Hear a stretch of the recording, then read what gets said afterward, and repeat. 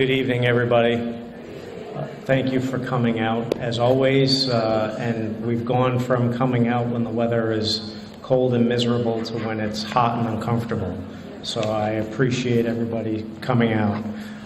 As usual, I'm going to start with a brief summary of events, and then I'll go into answering any questions that anybody has. Of course, with the caveat, I'll answer whatever question you ask unless I don't know the answer, which I will tell you. And when it comes to the litigation, which I'm sure by now all of you are aware has been filed, I cannot speak regarding the merits. So if you ask me a question that's on the merits, please do not get upset if I say, I'm sorry, I can't answer that, because that goes to the merits. If I can't answer the question, I will. Or if I can answer a part of it, I will. But I've got to make sure that I do not, now that we're in active pending litigation in both state and federal court, I have to be careful about what I say in any public forum that can later be used against any of us, including myself. So with that, we had a report at the end of June. I believe it was June 28th. Many of you may have been there.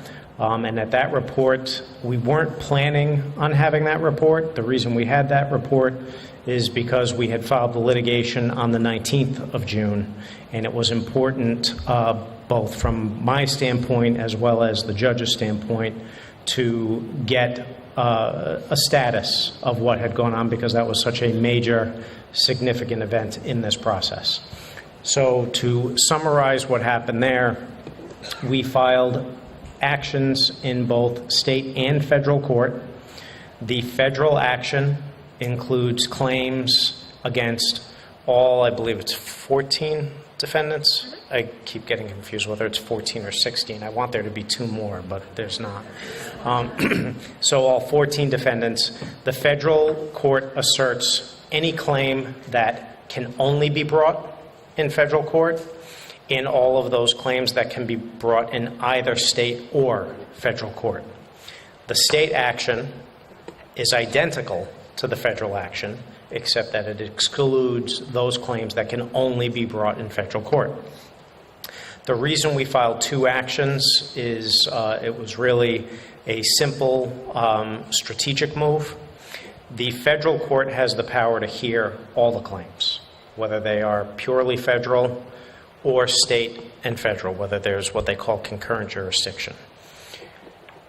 The federal court, however, could decline to hear any one or more of the state claims, saying that's more appropriate to be in state court, and so I want it to go back to the state court. I don't want to deal with that. In order to preserve, I'm sure many of you, and if you haven't, I'll give you a brief explanation. There are things called statute of limitations, where you must bring a lawsuit within a set period of time, and if you don't, then you lose your right, or you potentially lose your right. There's also something called a statute of repose, which is similar to, for our purposes, we'll say it's very similar to a statute of limitations. We were running up against those timeframes in this case in June. So there is a question as to whether or not, if you bring the case in federal court and then the statute of limitations expires and then the federal court sends it back to state court, there's a question as to whether or not that time frame was paused. So rather than run into that question and rather than run into that argument, we filed in both state and federal court, so that way we preserved our right in both courts. And then what we did on July 6th, I believe it was, is we entered into a stipulation which said the state court action can be stayed. It can be paused while we deal with the federal court action. And then if the federal court wants to send something back, then we can lift the stay and we can do what we need to do over in state court. So we filed in both, to summarize, we filed in both courts as a means to protect our rights and not have to argue whether or not we blew a time frame to bring a case. And we purposefully stopped the state court action from proceeding so as to not duplicate efforts and just let the federal court proceed at this point. So in addition to filing those lawsuits, once that happens, then the defendants need to be served. So we file the complaint, and then defendants need to be served with a copy of the complaint, which means they've received notice that they've been sued. I'm happy to say that all the defendants have been served, that in both the state and the federal court action. And as a result, we were able to enter into the stipulation on July 6th by all defendants and all plaintiffs saying we will stop the state case. The next thing to happen at this point is the federal court will have what's called a Rule 16 conference. It's a pre-conference with the judge where the parties meet with the judge informally in chambers, and there is a discussion just to get the judge up to speed on what the case is about, how the parties believe it should be proceeding, concerns or questions that the parties have with how quickly discovery will happen or not happen, things of that nature. It's a routine conference that's called, and nothing gets set until that conference happens. Then the parties will enter into, and the court will set a scheduling order which determines discovery and depositions and things like that. Now, you might say, Steve, for the past 10 months, you and special counsel have been subpoenaing documents. You've reviewed 900,000, 1 million documents in connection with this. Clearly, there can't be anything more for you guys to discover.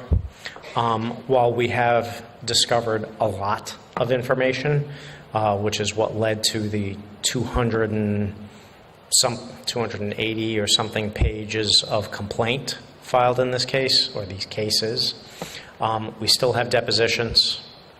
We still may discover in the course of discovery with the other parties that there's other information that we didn't know that was out there and therefore didn't ask for. So there will be more discovery that goes on. Obviously, the defendants are going to have their right to engage in discovery and depose and things like that. So that process will take its time. The court will set a schedule for that to happen. The schedule is generally not a hard, fast rule. Parties can ask for extensions or can ask to speed it up, depending on what's going on. But I just want you to all be aware of the kind of the next process or the next parts of the process. In addition, as I'm sure you all heard, in June, the legislature passed a statute which is called a joint tortfeasor action, which in cases like this where you have multiple defendants and certain defendants can seek what they call contribution from others. Yes, I did something wrong, but part of what I did wrong was your fault, so you have to contribute. That legislation allows us to facilitate settlement in that when we settle with one, it does not force, essentially it doesn't force the settlement with everybody else, and it doesn't allow another defendant to mess up a potential settlement that we have with one other. I'm happy to say that we have, with at least 3 of the parties, already started what I'll call, I don't know if this is going to be contradictory, but a substantive preliminary settlement discussions. With one party who would like to settle has expressed a very strong interest. They presented us with kind of a framework, general proposal. We've talked about it, and we're going to be going back with them on some other terms.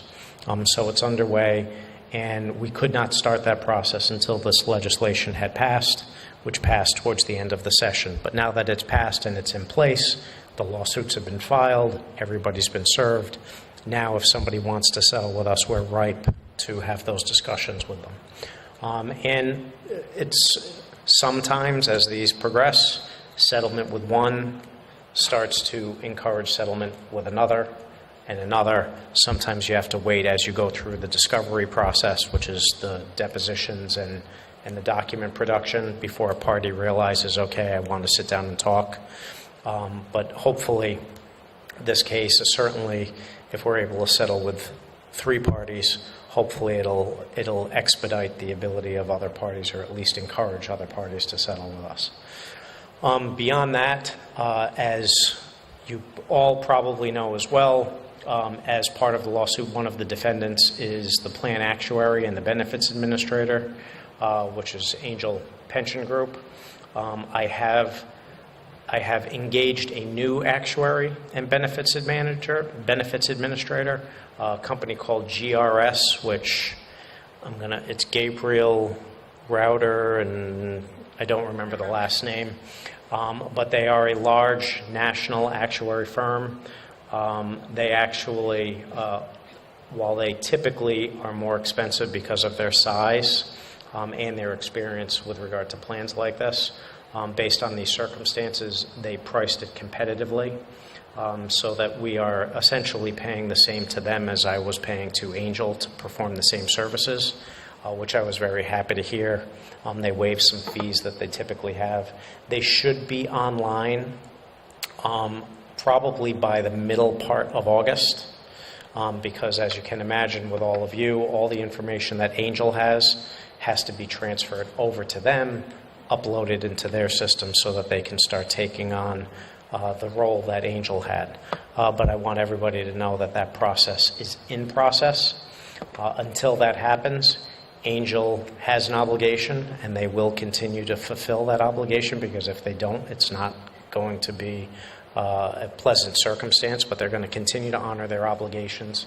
As more benefits administrator, I've kind of backed off at this point requiring them to do anything on the actuary side, because that's data collection and data analysis. And based on the circumstances of the litigation, they wouldn't be comfortable doing that for me. And quite frankly, I wouldn't be comfortable asking them at this point. But the benefits administration, which is processing your applications, getting your elections out to you, things like that, making sure that all of that is done and done properly, they're going to continue to do that. Beyond that, I do have one announcement I want to make before I take questions, and you may have questions about this. Treasurer Magaziner, some of you may have heard, is holding a press conference tomorrow at 3 o'clock at the Rhode Island Department of Human Services, which is across the street from St. Joe's. And the purpose of the press conference is, during this past legislative session, 2 new pieces of legislation were introduced as a result of what has happened to you and your plan. The first piece of legislation, which did pass, was that as part of the Hospital Conversion Act, which is the process, the statutory process that allowed Prospect to buy the hospitals, there has been injected into that process, if there is a pension or other retirement plan that is managed by the entity that is being acquired, and there's a concern about, not even a concern, just there, it exists, the treasurer and the treasurer's office will be brought into the transaction process to evaluate the health of that pension or retirement plan, and to make a recommendation and an analysis on what impact the transaction will have on that plan going forward.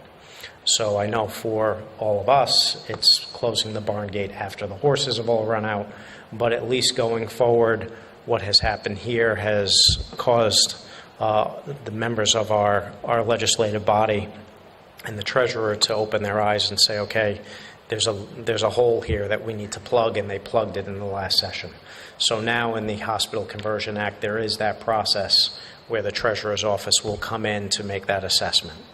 The other piece of legislation which did not pass, and I don't know why it didn't pass, I just know it didn't, was that under federal law, as you've heard me talk about ERISA, and you've heard me talk about church plans, under federal law, church plans are not required to comply with ERISA. They're exempt from ERISA. That means they don't have to make minimum funding contributions. They don't have to report to their participants. They don't have to give any of those things that an ERISA plan is required to give. Although federal law allows a church plan to not do that reporting, there's nothing that would stop a state from saying, if you manage a plan in the state of Rhode Island, regardless of whether or not you are required to under ERISA, we are going to require certain reporting from you to your participants. That legislation was presented this year to require that to happen, to require church plans for example, to report to their participants the health of the plan, the status of the plan, the funding of the plan. It didn't pass.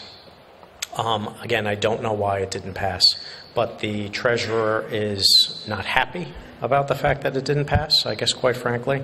And without making representations for him, this is my understanding of what the press conference is the press conference is to, one, announce that he is going to be seeking that legislation again next session, that he's going to be asking those entities that manage plans that are otherwise exempt under ERISA to start reporting at least basic information to their participants until such time as it becomes law to do so. And that's the basis of it. And I believe that, as many of you know, if you've been to the court hearings, the treasurer in his office has been very helpful to me in assisting me on more of a consultant basis, a voluntary consultant basis, providing me with all the resources from his office that I need to assess data and things of that nature. And there was a story that ran about 2 weeks ago in Go Local that the lay person's pension plan, which is also managed by the diocese, is also underfunded and in trouble. So between your plan and now that plan, the treasurer thought that the time was right to come out and say, okay, enough is enough. If you are managing a plan, even though ERISA says you don't have to do it, in the state of Rhode Island, we're going to require you to do it. And that's what my understanding is of that. Julie has papers. It's tomorrow at 3 o'clock, like I said, at Department of Health and Human Services across from St. Joe's. I've got that information here, so if you want to go, I've been asked to let you all know that it's happening and to let you know that the more the merrier for that press conference. The treasurer is looking for various reasons, I'm sure, as much support for that as he can get. And so if you have any interest in going, you can grab one of the papers which gives the time and the place for you tomorrow. And I will be there. I believe Arlene will be there. I believe a representative from the union will be there as well.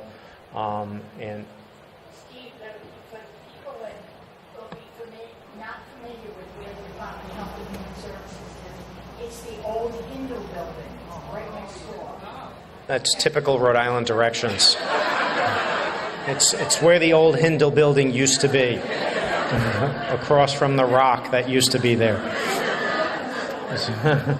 So that's where it is tomorrow. I believe, weather permitting, and it's supposed to be nice, but it's also supposed to be hot. I believe they're doing it outside. So please, obviously, plan accordingly. If the heat is going to bother you, as much as you may want to go, don't go. I don't want anybody running into a problem by going. But I just wanted to make that announcement that the treasurer is holding that press conference. I don't know. I can't speak for Arlene or the union representatives. I will not be speaking at that. I'm happy to support it because I think it's necessary from what I've seen with this plan. There's nothing bad that can come from the reporting to plan participants like yourself of other plans. But because of pending litigation, I don't want to potentially open the door for people to question what I may or may not have said in support of something like that. So with that, I think I covered everything in terms of the status. I will open it up for questions if anybody has any.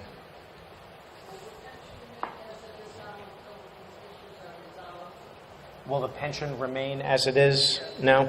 As of, I'm going to give you a lawyer's answer because I'm a lawyer, so I have to give you that answer. As of right now, I have no intention of making any adjustments to benefits. At the last hearing on the 28th, well, I guess I'll even go back a little further. At the hearing on, I believe it was the March hearing was when the judge, at the end of March, the judge, I was supposed to give the judge a recommendation on whether or not to change benefits in any way. At that hearing, I asked the judge if he would push that off for 90 days, at least 90 days. He agreed. That 90 days was set to expire at the beginning of July. At the June hearing, I asked the judge if he could push it off another 30 days until the hearing, which is going to take place this July 26th, which is the 5th interim report.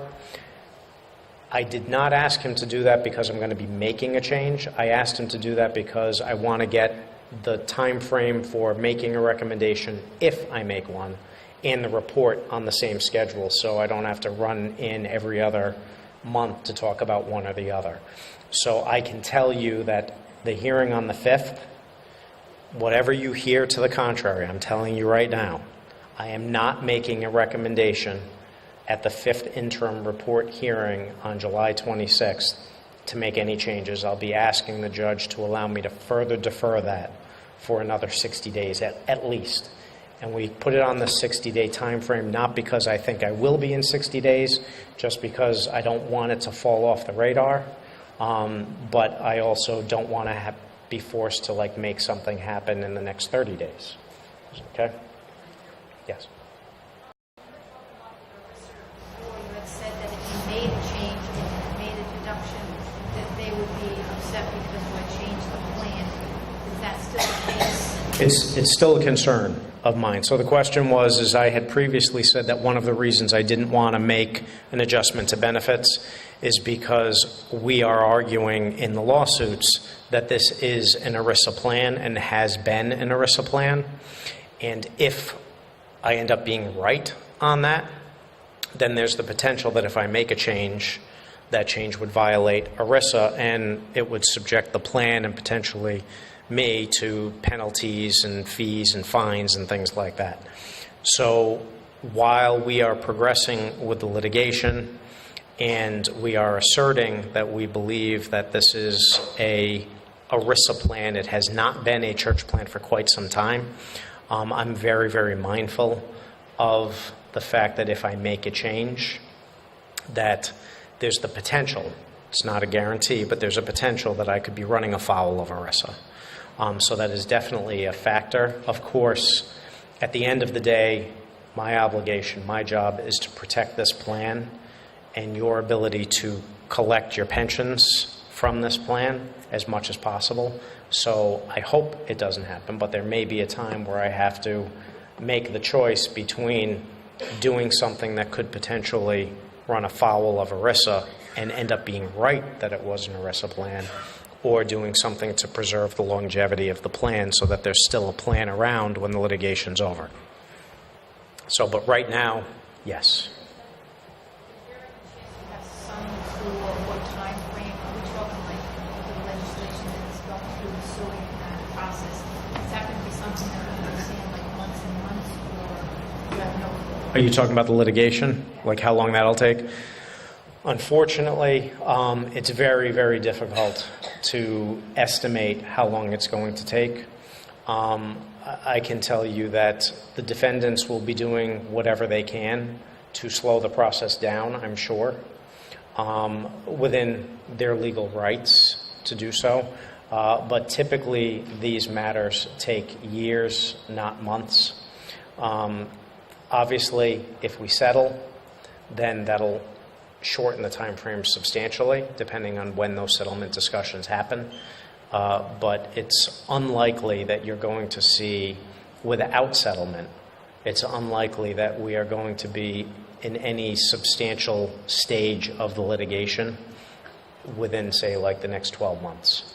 We'll be going through some administrative issues initially. There'll be discovery, there'll be requests for additional discovery, things of that nature. So before we actually get in front of a judge on substantive issues, we're talking likely without settlement well into the future, unfortunately.